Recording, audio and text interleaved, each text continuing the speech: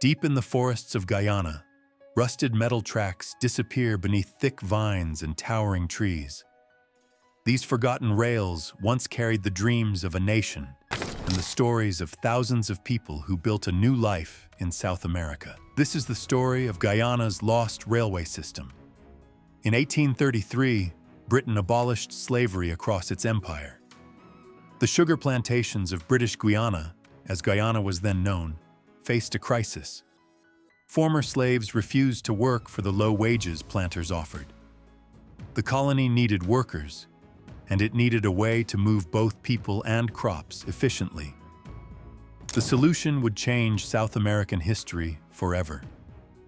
Construction began in 1846 on what would become the continent's first railway. Just 2 years later, in 1848, the Demerara-Berbice Railway opened for service. This achievement came only 12 years after Britain built its first railway, making British Guyana a pioneer in transportation technology. The timing was no coincidence. The railway was designed to solve the colony's biggest challenges, moving sugar to market and bringing new workers to the plantations. The labor shortage had already begun to change British Guyana's population. On May 5, 1838, a ship arrived carrying 396 Indian immigrants, known as the Gladstone Coolies, named after the British politician whose family owned sugar estates in the colony.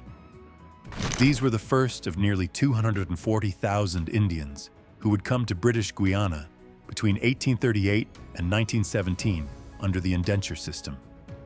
They signed contracts promising 5 years of work in exchange for free passage, housing, and wages. The Indians were not alone. Chinese workers arrived from 1853, followed by Portuguese from Madeira and Javanese from Indonesia. Each group brought their languages, religions, and traditions. The railway would become the thread that connected their scattered communities along the coast. The first railway line ran from Georgetown, the capital, eastward to Mahaica. Trains carried sugar, rice, coconuts, and timber to the ports. But they also carried people. Indian families traveled to visit relatives on distant estates. Chinese shopkeepers moved goods between villages. Portuguese traders conducted business across the colony. The railway reduced transport costs by more than half and connected isolated communities to the wider world. Success bred expansion. In 1896, the government contracted to build the West Coast Railway. This ambitious project would run from Vrede Hoop, across the river from Georgetown, westward to Greenwich. Construction took 16 years, finally completing in 1912. The West Coast Line opened up new agricultural areas and provided alternatives to expensive river transport. A third major line connected different regions of the colony. Together, these railways formed a network that moved thousands of tons of cargo and hundreds of thousands of passengers each year. The system used standard gauge tracks, the same width as railways in Britain and most of the world. This meant equipment and expertise could be shared internationally. Station buildings dotted the coastline. These weren't just transport hubs, but community centers where people from different backgrounds met and mixed. A Tamil-speaking Indian might buy goods from a Portuguese merchant while waiting for a train driven by an Afro-Guyanese engineer. The railway accelerated the creation of modern Guyana's multicultural society.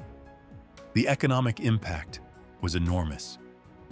Before the railway, moving sugar from inland estates to Georgetown's port was expensive and slow. Boats had to navigate rivers and canals, dependent on tides and weather. The railway offered reliable, year-round transport.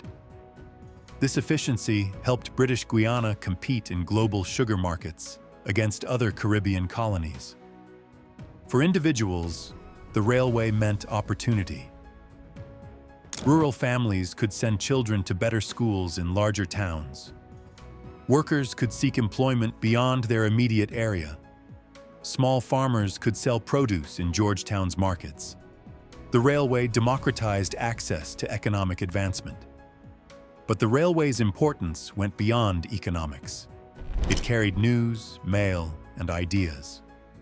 Newspapers from Georgetown reached remote villages the same day they were printed. Political movements could organize across distances. Cultural events in one community could attract visitors from across the colony. The Golden Age continued through the early 1900s. Trains ran on schedule, carrying full loads of passengers and freight. The railway employed thousands of people as engineers, conductors, station masters, and maintenance workers. These jobs provided steady income and social status in colonial society. However, change was coming. After World War I, the global economy shifted. Sugar prices became volatile. Other colonies modernized their agriculture, increasing competition. At the same time, motor vehicles began appearing on Guyana's roads. Trucks could deliver goods directly to businesses without requiring transfer at railway stations. Cars gave people personal mobility independent of train schedules. The colonial government faced mounting railway maintenance costs. Tropical weather corroded tracks and weakened bridges. Rolling stock needed constant repair. Passenger numbers declined as people bought bicycles and motorcycles. Freight customers switched to trucks that could reach destinations the railway couldn't serve. In 1962, the government commissioned transport economist B.J. Smodlaka to study the railway's future. His detailed report recommended maintaining service, arguing that the railway still provided valuable transportation links. Financial pressures mounted throughout the 1960s. The railway required government subsidies to continue operating. Critics called it an unnecessary burden on state finances. The decision came in 1971. The government announced the closure of the West Coast Railway, the last major railway operation in Guyana. The final trains carried nostalgic passengers and moved the last loads of freight.